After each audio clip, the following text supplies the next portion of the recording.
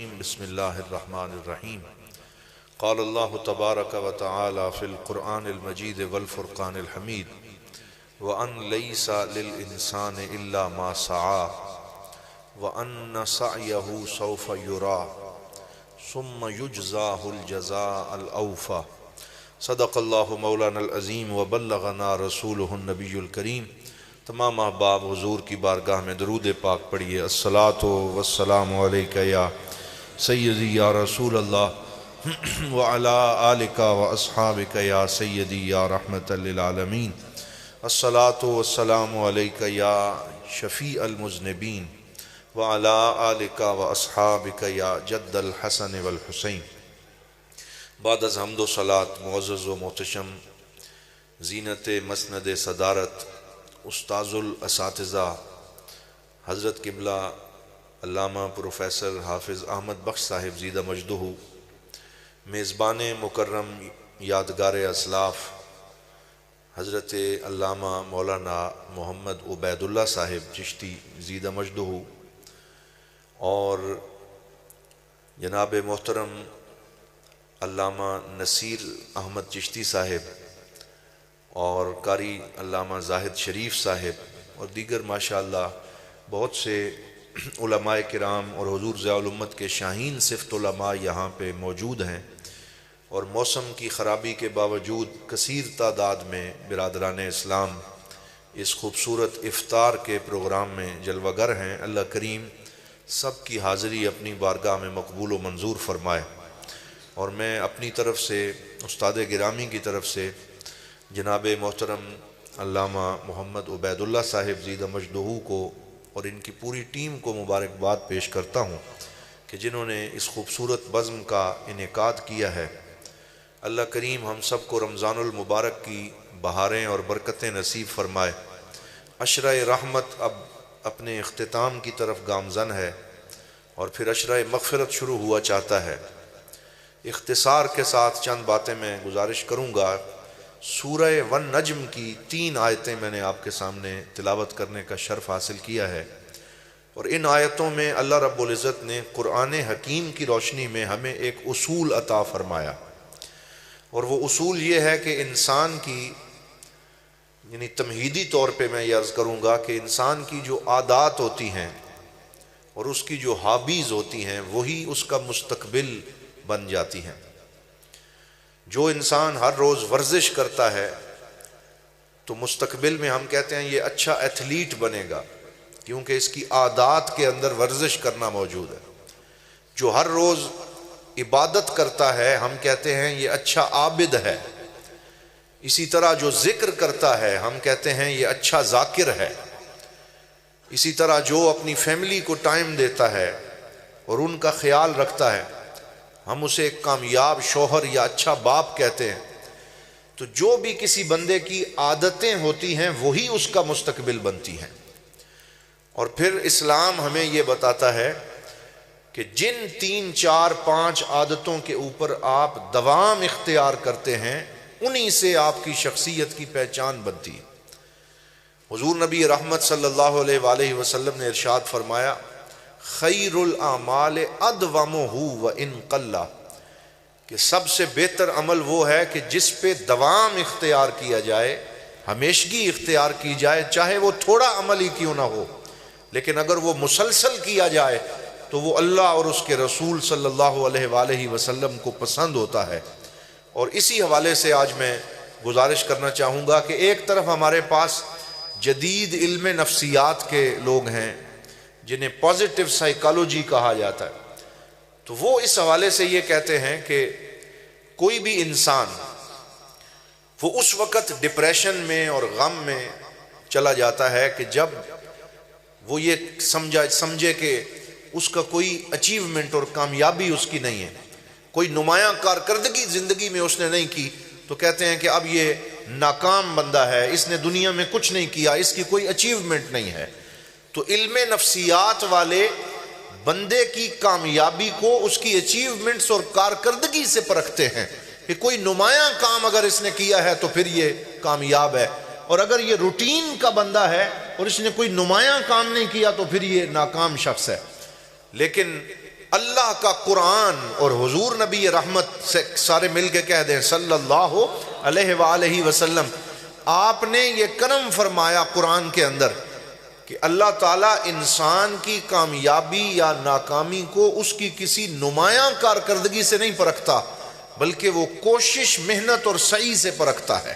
اور اللہ نے قرآن میں ارشاد فرمایا وَأَن لَيْسَ لِلْإِنسَانِ إِلَّا مَا سَعَى، کہ اگر انسان کی کوئی نمایاں کارکردگی نہیں بھی ہے لیکن وہ محنت کر رہا ہے، وہ روز کوشش کرتا ہے، وہ اللہ کی بارگاہ میں حاضر ہوتا ہے اور وہ روٹین کے ساتھ دین کی محنت کر رہا ہے، تو اللہ تعالیٰ نے فرمایا ہم اس کا فیصلہ اس کی کوشش کو دیکھتے ہوئے کریں گے، اس کی کسی نمایاں کارکردگی کا جائزہ نہیں لیں گے، بلکہ اگر اس نے روٹین سے محنت کی ہے اور اللہ تعالیٰ کی بارگاہ میں وہ حاضر رہا ہے تو ہم اس کو کامیاب شخص قرار دیں گے۔ وَأَنَّ سَعْيَهُ سَوْفَ يُرَى، اور قرآن کہتا ہے اس کی کوشش رائے گاں نہیں جائے گی بلکہ سوف یرا، ان قریب اس کی وہ کوشش جو ہے وہ نظر آئے گی، وہ لوگوں کے سامنے بھی آئے گی، وہ اللہ رب العزت کی بارگاہ میں بھی قبولیت حاصل کرے گا۔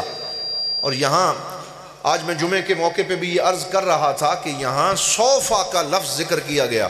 اور حضور ضیاء الامت رحمۃ اللہ تعالیٰ علیہ نے اس کی تفسیر میں لکھا کہ اللہ تعالیٰ نے یہ نہیں فرمایا کہ انسان کی کوشش کا رزلٹ فوراً اسے نظر آئے گا، بلکہ یہاں سوفا کا کلمہ ذکر کیا جو مستقبل بعید پہ دلالت کرتا ہے، یعنی اللہ تعالیٰ بندے کی کوشش میں اس کی سچائی کو پرکھتا ہے کہ یہ سچا ہے کہ نہیں ہے، یہ فیڈ اپ تو نہیں ہو گیا، یہ 4 دفعہ کوشش کر کے مایوس ہو کے بیٹھ تو نہیں گیا۔ اللہ تعالیٰ دیکھتا ہے، اس کی کوشش کو پرکھتا ہے، لیکن جب اللہ تعالیٰ کو بندے کی عزم کے اندر سچائی نظر آ جائے اور اس کی مسلسل محنت نظر آ جائے سوف یرا، تو پھر اس کی محنت کا اثر اللہ کی بارگاہ میں بھی نظر آتا ہے، انسانوں کی نگاہوں میں بھی نظر آتا ہے، اور اس کو کامیابی عطا کر دی جاتی ہے۔ وہ پھر فرمایا ثم یجزاہ الجزاء الاوفی، اور پھر اللہ تعالیٰ اس کی محنت اور کوشش کے نتیجے میں اسے بھرپور جزا بھی عطا فرماتا ہے، اور اس کی جزا میں کوئی کمی عطا نہیں کرتا۔ بندے کی کوشش اس کی محنت کے مطابق ہوتی ہے اور اللہ کی جزا اس کے فضل و کرم کے مطابق ہوتی ہے، اور اللہ جب جزا عطا فرماتا ہے تو پھر اس کی جزا کبھی ختم نہیں ہوتی بلکہ اس کا سلسلہ ہمیشہ جاری رہتا ہے۔ یہ ایک اصول ہے جو اللہ رب العزت نے ہمیں ان 3 آیات کے اندر عطا فرمایا۔ میں اس کی مثال اس طرح دیتا ہوں کہ سعی اور کوشش کرتے ہوئے بندہ اگر تھکے نہ تو اللہ اسے کیسے جزا دیتا ہے۔ اللہ نے قرآن میں ایک سعی کا ذکر کیا ہے، اور وہ سعی حضرت ہاجرہ سلام اللہ علیہا ان کا ذکر کیا کہ ان کو جب ایک بے آب و گیا ریگستان میں حضرت ابراہیم چھوڑ کے چلے گئے، پانی نہیں ہے، کوئی زندگی کی رمق موجود نہیں ہے، تو اپنے بیٹے کی زندگی کی خاطر صفا سے لے کے مروہ تک اور مروہ سے لے کے صفا تک انہوں نے کوشش میں کوئی کمی نہیں کی، 7 چکر لگائے، ڈھونڈنے میں کوئی کمی نہیں کی، کوئی دقیقہ فروگزاشت نہیں کیا، کوئی وقت ضائع نہیں کیا۔ اللہ رب العزت کو جب ان کی یہ مسلسل کوشش نظر آئی تو بالآخر اللہ نے ان کی کوشش کو رائے گاں نہیں جانے دیا بلکہ حضرت اسماعیل کے قدموں سے زمزم کا چشمہ جاری فرما دیا، اور ایسا چشمہ جاری فرمایا جو رکنے والا نہیں ہے بلکہ قیامت تک جاری ہے، مسلسل اس میں اضافہ ہو رہا ہے۔ اور اللہ تعالیٰ نے ارشاد فرمایا جہاں میری بندی نے دوڑ لگائی ہے مجھے اس کی یہ دوڑ اور کوشش اتنی پسند آئی ہے کہ اب اس وقت تک تمہارا حج اور عمرہ قبول نہیں کروں گا جب تم بھی صفا اور مروہ میں اس کی طرح چکر نہیں لگاؤ۔ تو اللہ تعالیٰ بندے کی سعی، اس کی کوشش کو رائے گاں جانے نہیں دیتا۔ اسی طرح ہمارے سامنے حضرت سمیہ رضی اللہ تعالی عنہا کی مثال ہے،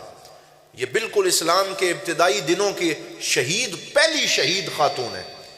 اور ان کو ابو جہل نے برچھیاں مار کے نعوذ باللہ شہید کیا، لیکن جس وقت یہ شہید ہوئیں ابھی اسلام کو کوئی عروج نہیں ملا تھا، کوئی کامیابی نظر نہیں آئی تھی، چند مٹھی بھر لوگ حضور کا کلمہ پڑھنے والے موجود تھے،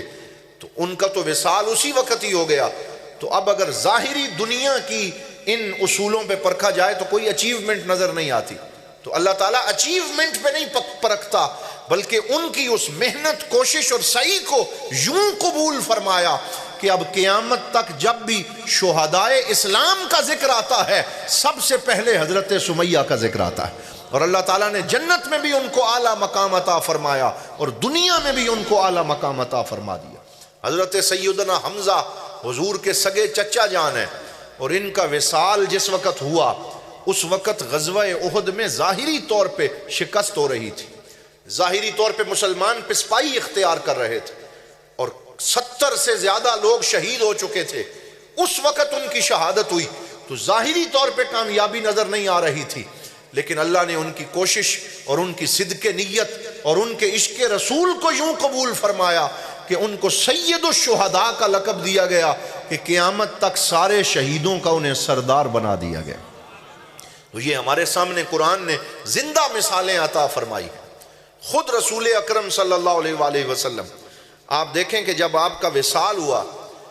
تو اس وقت اسلام صرف 2 شہروں میں پھیلا تھا، ایک مکہ میں اور ایک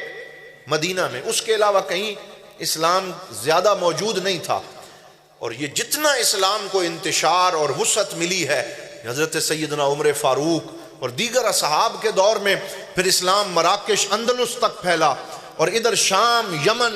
مصر تک پھیلا، اور عراق کے اندر اسلام جا پہنچا۔ لیکن جب حضور کا وصال ہوا اس وقت تک تو ابھی اسلام جو ہے اس کو وہ کامیابی نہیں ملی تھی کہ وہ پوری دنیا پہ پھیل جائے، لیکن وہ صحیح مقبول ہو چکی تھی، وہ کوشش درجہ قبول پہ پہنچ چکی تھی، اور اللہ تعالیٰ نے فرمایا وَأَنَّ سَعْيَهُ سَوْفَ يُرَى، اے میرے حبیب تیری اس کوشش کا پھل یوں نظر آئے گا، وَلَلْآخِرَةُ خَيْرٌ لَكَ مِنَ الْأُولَى، کہ کائنات میں ہر آنے والا لمحہ تیرا شملہ اونچا کرتا چلا جائے گا، تیری شان بلند ہوتی چلی جائے گی کہ ہم نے تیری اس سعی کو اور تیری اس کوشش کو جو ہے وہ درجہ قبول عطا فرما دیا ہے۔ اور یہیں سے میں حضور ضیاء الامت حضرت جسٹس پیر محمد کرم شاہ الازہری رحمۃ اللہ تعالی علیہ کے ذکر خیر کی طرف آتا ہوں کہ آپ نے ایک کمرے سے آغاز کیا تھا، 5 طلباء سے آغاز کیا تھا۔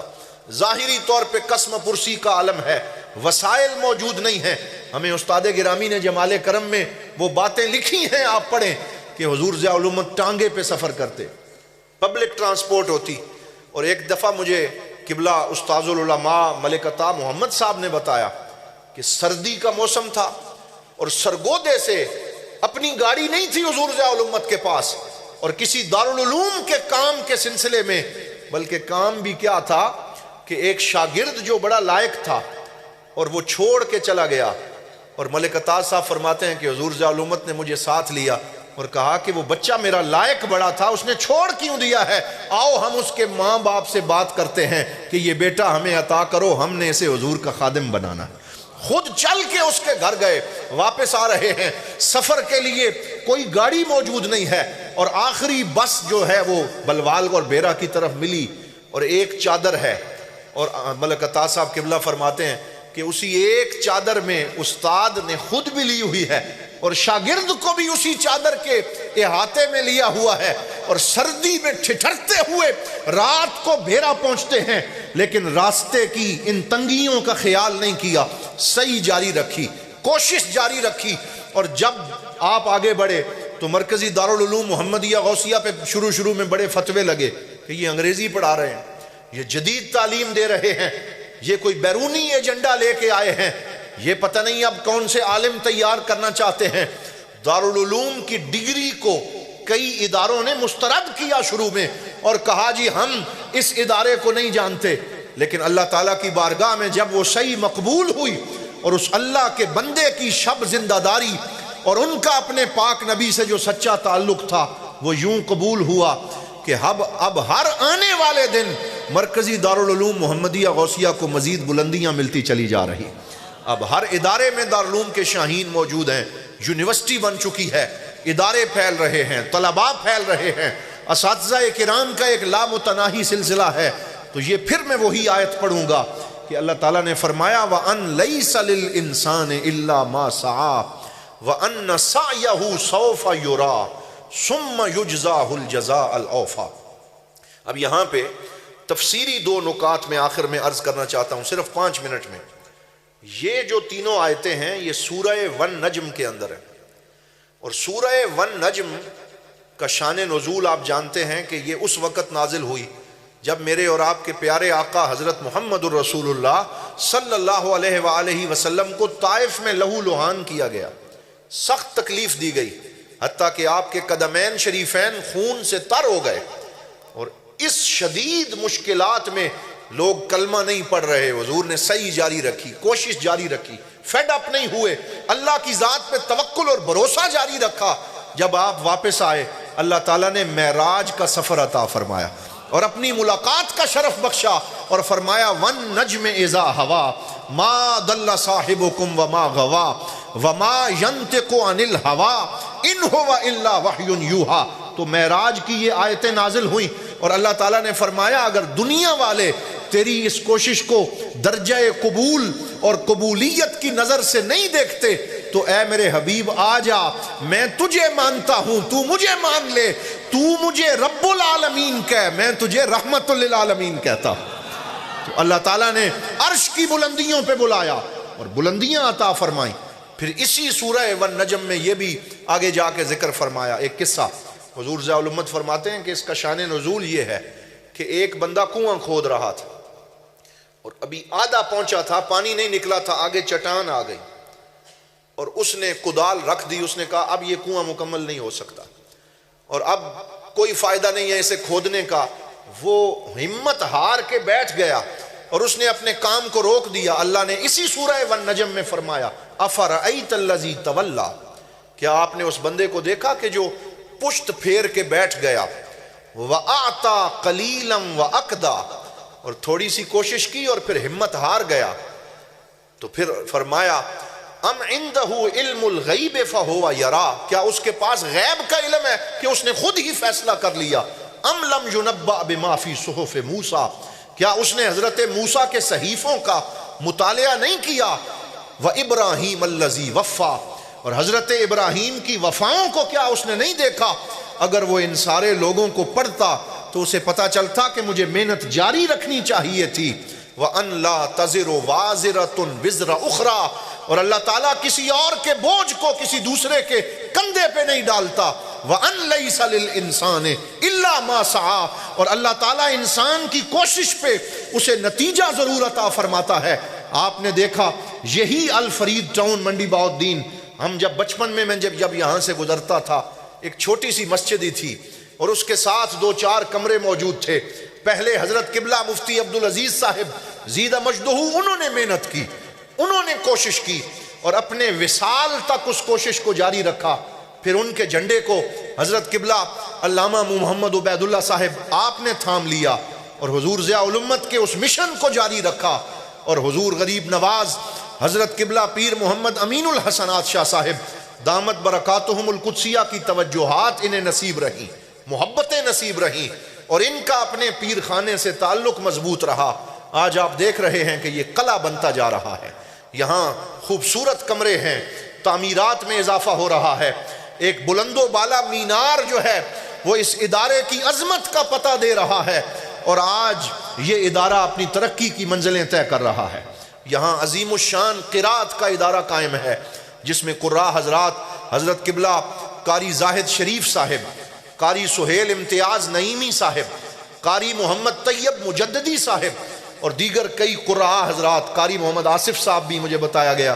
بہترین کوشش کر رہے ہیں، اور یہاں قرات کے لوگ تیار کیے جا رہے ہیں۔ اور ابھی آپ کے اس ادارے کے ایک نونہار طالب علم میں منہاج القرآن میں جا کے اس ادارے کی اور دارالعلوم کی نمائندگی کرتے ہوئے دوسری پوزیشن حاصل کی اور اس ادارے کا نام روشن کیا، تو ہم یہ سمجھتے ہیں کہ یہ سلسلہ کوشش کا جاری رہنا چاہیے۔ اس میں جو لوگ اپنا حصہ ڈال رہے ہیں اللہ تعالیٰ ان کے رزق میں بھی برکت عطا فرمائے اور اس ادارے کو مزید ترقی اور عروج عطا فرمائے، اور ہم سب کو مل کے اس ادارے کے لیے بہتر خدمات پیش کرنے کی توفیق عطا فرمائے۔ وآخر دعوانا ان الحمدللہ رب العالمین۔